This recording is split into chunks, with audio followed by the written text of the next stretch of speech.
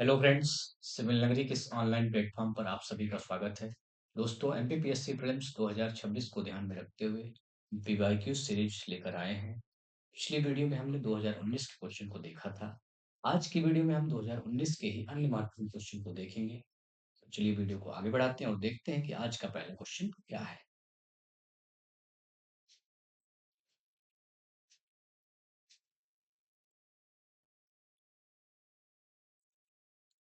आज का जो पहला क्वेश्चन है दोस्तों, पहला क्वेश्चन है किस नदी की घाटी गहरी खड्ड भूमि यानी कि रवाइन के लिए विख्यात है, प्रसिद्ध है। गहरी खड्ड भूमि का मतलब है बीहड़ के लिए। आपके ऑप्शन है। ऑप्शन नंबर ए नर्मदा नदी है, क्या सोन नदी है, क्या सी चंबल नदी है, क्या ताप्ती नदी है। आपको बताना है कि इसका सही आंसर क्या होगा। क्वेश्चन एक बार फिर से पढ़ लेते हैं। किस नदी की घाटी गहरी खड्ड भूमि यानी कि रिवाइन के लिए विख्यात है। जो इसका सही आंसर होगा वो ऑप्शन नंबर सी यानी कि चंबल होगा, क्योंकि चंबल ही गहरी खड्ड भूमियों के लिए जानी जाती है। चंबल के बारे में कुछ इंपॉर्टेंट पॉइंट देख लेते हैं। इसका उद्गम कहाँ से होता है।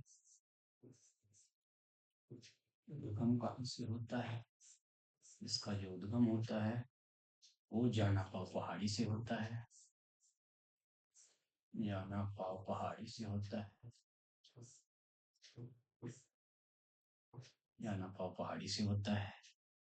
दूसरा पॉइंट इसमें क्या है, इसकी लंबाई क्या है। इसकी लंबाई क्या है, 965 है। ये किस में जाके मिलती है, तो यमुना में जाके मिलती है। यमुना की सहायक नदी है ये। इटावा के पास मिलती है।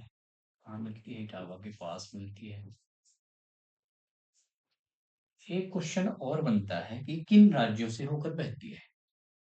तो ये एमपी से बहती है। एमपी के बाद ये राजस्थान में जाती है। राजस्थान में जाती है। देन यूपी में जाती है। कुछ प्रमुख परियोजनाएं भी हैं, जैसे कि गांधी सागर है, राणा सागर है, फिर एक कोटा बैराज भी है। वो आपको देख लेना है। ठीक। नर्मदा के बारे में देखते हैं। नर्मदा मध्य प्रदेश की जीवन रेखा मानी जाती है। मध्य प्रदेश की जीवन रेखा मानी जाती है और पश्चिम की ओर बहती है ये। पश्चिमी प्रवाहित नदी मानी जाती है। ताप्ती भी पश्चिम की ओर ही बहती है। ठीक। पहला क्वेश्चन कंप्लीट होता है। चलते हैं अगले क्वेश्चन की। आज का जो दूसरा क्वेश्चन है वो कह रहा है कि सतपुड़ा क्षेत्र में स्थित जो श्रेणियां हैं उनमें से पश्चिम से पूर्व की ओर यानी वेस्ट टू ईस्ट आप जाएंगे। वेस्ट टू ईस्ट जाना है कि और उनकी स्थिति को दर्शाने वाला निम्नलिखित में से कौन सा क्रम सही है। सही क्रम बताना है आपको, कौन सा क्रम सही है इसमें से। फिर से पढ़ते हैं। सतपुड़ा क्षेत्र में स्थित जो श्रेणियां हैं, पर्वत श्रेणियां हैं, वेस्ट टू ईस्ट अगर आप जाएंगे तो उनमें से कौन सा क्रम है जो इनमें से सही है। पहला ऑप्शन आपको देखना है बड़वानी की पहाड़ियां, महादेव देन मैकाल। दूसरा है महादेव, बड़वानी, मैकाल। तीसरा है महादेव, मैकाल, बड़वानी। चौथा ऑप्शन है मैकाल, महादेव, बड़वानी। आपको बताना है कि इसमें सही आंसर क्या होगा। वेस्ट टू ईस्ट, तो इसका सही आंसर जो होगा वो होगा ऑप्शन नंबर ए यानी कि बड़वानी की पहाड़ियां, देन महादेव की पहाड़ी, देन मैकाल की श्रेणी। सतपुड़ा पर्वत श्रेणी को थोड़ा सा देख लेते हैं।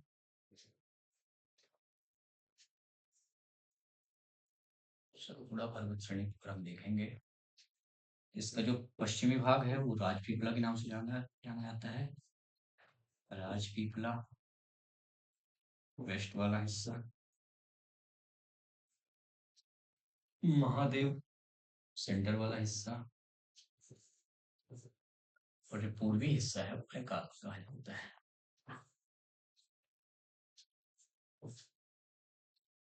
पूर्वी हिस्सा। और इसी महादेव में सबसे ऊंची चोटी मध्य प्रदेश की पाई जाती है, जिसे आप धूपगढ़ के नाम से जानते हैं। 1350। ठीक। चलते हैं आज के तीसरे क्वेश्चन की ओर। मध्य प्रदेश की पिछली विधानसभा यानी कि 2014 से 18 के अध्यक्ष कौन थे? क्योंकि ये पेपर जो हम 2019 का सॉल्व कर रहे हैं, इसलिए हमें बताना है 2014 से 18 के बीच कौन थे। ऑप्शन नंबर है ए है Pandit Kunjilal Dubey, option number B है Ishwardas Rohani, option number C है सीतासरन शर्मा, और आज चौथा जो ऑप्शन है इसका वो है राजेंद्र सिंह, श्री राजेंद्र सिंह। आपको बताना है कि मध्य प्रदेश की पिछली विधानसभा के अध्यक्ष कौन थे 2014 से लेकर 18 के बीच में। तो इसका सही ऑप्शन होगा क्या होगा? Sitasaran Sharma, option number C, Sitasaran Sharma. Pandit Kunjilal Dubey से हर बार क्वेश्चन आता है, लगभग 2-3 बार ये रिपीट हो चुका है कि पहले विधानसभा स्पीकर थे, फर्स्ट विधानसभा स्पीकर बन जाते हैं, विधानसभा स्पीकर, फर्स्ट विधानसभा स्पीकर। ठीक है, 2 बार रिपीट भी हो चुका है क्वेश्चन। चलते हैं अगले क्वेश्चन की ओर। आज का जो अगला क्वेश्चन है कि निम्नलिखित में से कौन मध्य प्रदेश का राज्यपाल नहीं रहा? नहीं रहा, क्वेश्चन ठीक से पढ़े, क्या पूछा जा रहा है? नहीं रहा। ऑप्शन आपको देखना पड़ेगा। पहला ऑप्शन है बलराम जाखड़, दूसरा ऑप्शन है रामेश्वर ठाकुर, तीसरा ऑप्शन है डॉक्टर भाई महावीर, चौथा ऑप्शन है न्यायमूर्ति अंशुमान सिंह। तो आपका जो करेक्ट ऑप्शन होगा इसमें ऑप्शन नंबर डी होगा, न्यायमूर्ति अंशुमान सिंह, क्योंकि ये तीनों जो है तो राज्यपाल मध्य प्रदेश के रह चुके हैं, मध्य प्रदेश के राज्यपाल रह चुके हैं तीनों। सही होगा इसका न्यायमूर्ति अंशुमान सिंह, जो कि मध्य प्रदेश के राज्यपाल नहीं थे। बलराम जाखड़ एक ऐसे राज्यपाल हैं जो कि लोकसभा स्पीकर रहे हैं, लोकसभा स्पीकर रहे हैं। मध्य प्रदेश आयोग क्वेश्चन पूछता है। भाई महावीर तब राज्यपाल थे जब छत्तीसगढ़ का गठन हुआ, मध्य प्रदेश का विभाजन हुआ। ठीक, क्वेश्चन कंप्लीट होता है। चलते हैं अगले क्वेश्चन की ओर, देखते हैं आज का अगला क्वेश्चन। मध्य प्रदेश से किस राज्य की सीमा नहीं छूती है? नहीं छूती है, मध्य प्रदेश से किस राज्य की सीमा नहीं छूती है, सीधा सीधा बताना है कि कौन सा मध्य प्रदेश का पड़ोसी नहीं है। पहला ऑप्शन है राजस्थान, दूसरा ऑप्शन है गुजरात, तीसरा ऑप्शन है झारखंड, चौथा ऑप्शन है महाराष्ट्र। आसान क्वेश्चन है, आप बता देंगे। इसका जो करेक्ट ऑप्शन होगा वो झारखंड होगा। कि हमारी जो तो 5 पड़ोसी हैं, 5 पड़ोसी स्टेट है हमारे एमपी के, इसमें आप जानते हैं यूपी है, 3 तो ये हो गए और एक बचा छत्तीसगढ़। ठीक, चलते हैं अगले क्वेश्चन की ओर। क्वेश्चन है ऋग्वैदिक पणि किस वर्ग के नागरिक थे? आपके ऑप्शन है, ऑप्शन नंबर ए पुरोहित, ऑप्शन नंबर बी लोहार, ऑप्शन नंबर सी स्वर्णकार और ऑप्शन नंबर डी व्यापारी। आपको बताना है ऋग्वैदिक पणि किस वर्ग के नागरिक थे। तो इसका सही आंसर होगा व्यापारी वर्ग के। प्रेजेंट में जो एमपीपीएससी आयोग पूछता है तो वैदिक धर्म से काफी क्वेश्चन पूछता है,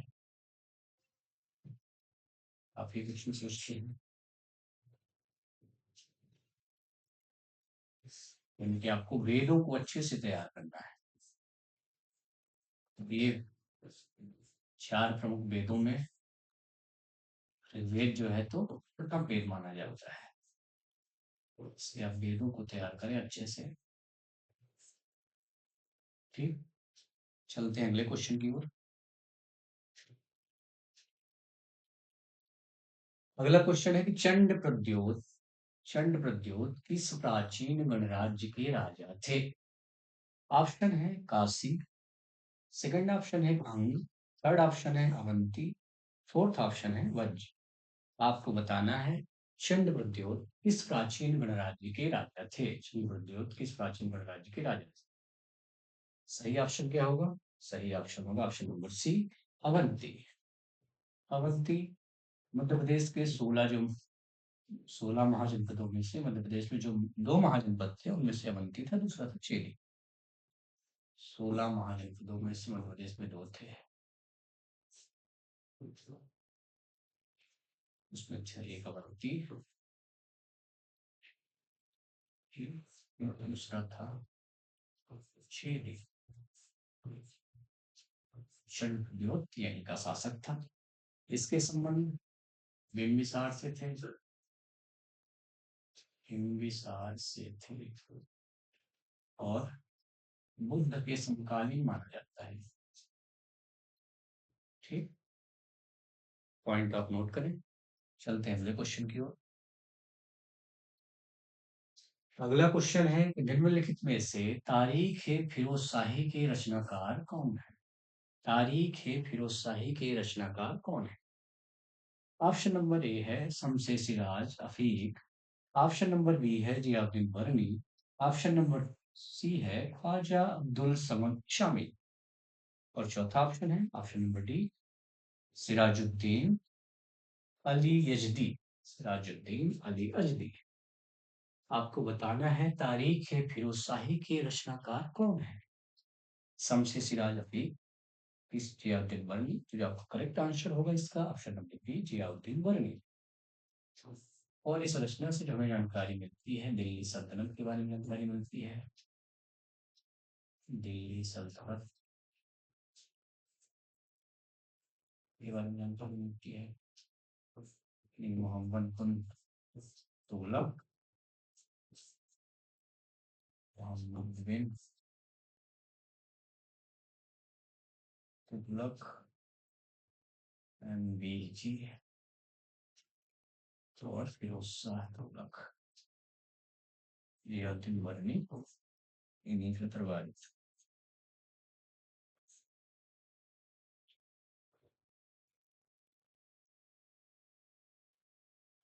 ठीक, चलते हैं अगले क्वेश्चन की ओर। अगला क्वेश्चन है कि उच्चतम न्यायालय के किस मामले के निर्णय के कारण संविधान के अनुच्छेद 21 के कार्य क्षेत्र का विस्तार कर शिक्षा के अधिकार राइट टू एजुकेशन को शामिल किया? फिर से क्वेश्चन पढ़े। उच्चतम न्यायालय के किस मामले के निर्णय के कारण संविधान के अनुच्छेद 21 के कार्य क्षेत्र का विस्तार किया गया और उसमें शिक्षा के अधिकार को शामिल किया गया? वो आपको मामला बताना, वो बात कौन सा था? ऑप्शन नंबर ए है उन्नी कृष्ण बनाम Andhra Pradesh, option number B है गोविंद नाम Madhya Pradesh, option number C है परमानंद कटारा बनाम भारत सिंह, और ऑप्शन नंबर डी यानी चौथा है चमेली सिंह बनाम उत्तर प्रदेश। आपको बताना है करेक्ट ऑप्शन क्या होगा इसका। तो इसका करेक्ट ऑप्शन होगा ऑप्शन नंबर ए होगा उन्नी कृष्ण बनाम आंध्र प्रदेश। 1993 का मामला है ये। इसी के कारण बाद में 86वां संविधान संशोधन लाया गया 2002 में, और आर्टिकल 21 ए जोड़ा गया, 21 ए जोड़ा गया, और आगे चल के 2009 में एक एक्ट भी आया राइट टू एजुकेशन का, और यहाँ प्रावधान क्या किया गया 6 से 14 वर्ष तक के बच्चों को प्रारंभिक शिक्षा की जिम्मेदारी किसकी होगी? राज्य की। ठीक, इसको किसमें शामिल किया गया? फंडामेंटल राइट्स में शामिल किया गया है। चलते हैं अगले क्वेश्चन की ओर। अगला क्वेश्चन है कि पंचायती राज विषय संविधान की किस सूची के अंतर्गत आता है? पंचायती राज विषय संविधान की किस सूची के अंतर्गत आता है? आपके ऑप्शन है संघ सूची, राज्य सूची की समवर्ती सूची, इनमें से कोई नहीं। Option number D. Correct option क्या होगा? करेक्ट ऑप्शन होगा,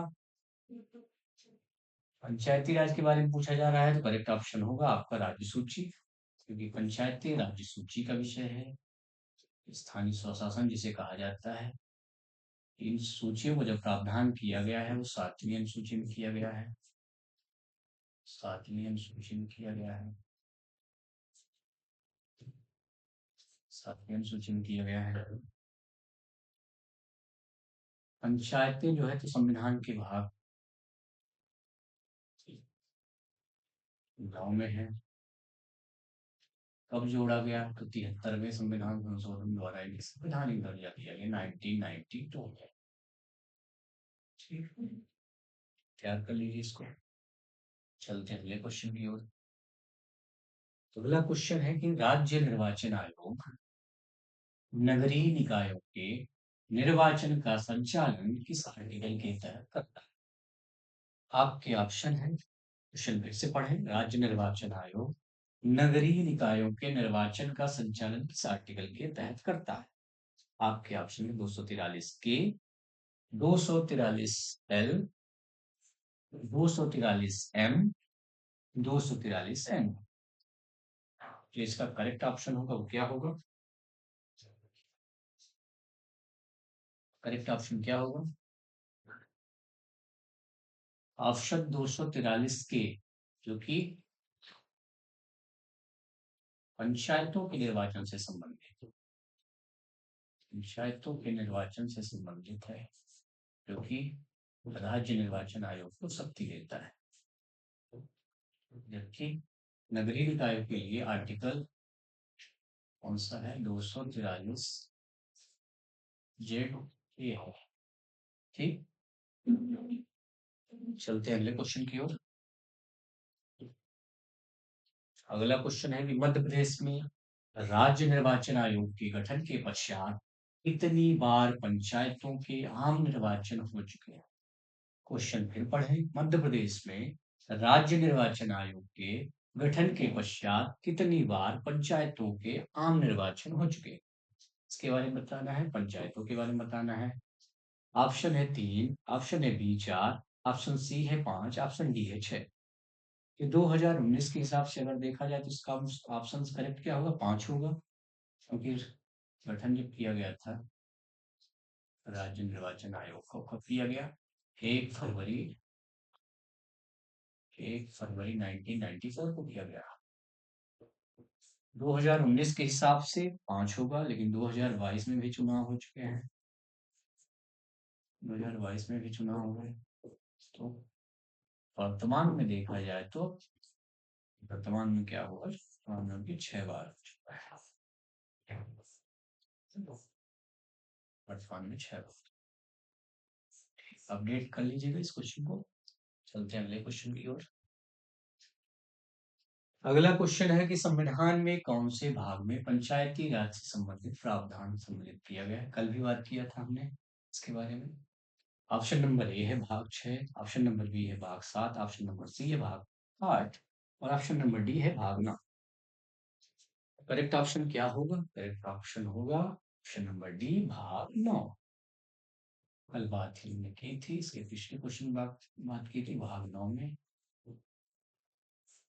भाग 9 में अनुसूची, इसके लिए कौन सी अनुसूची जोड़ी गई? 11वीं जोड़ी गई। आर्टिकल कौन से हैं इसके लिए?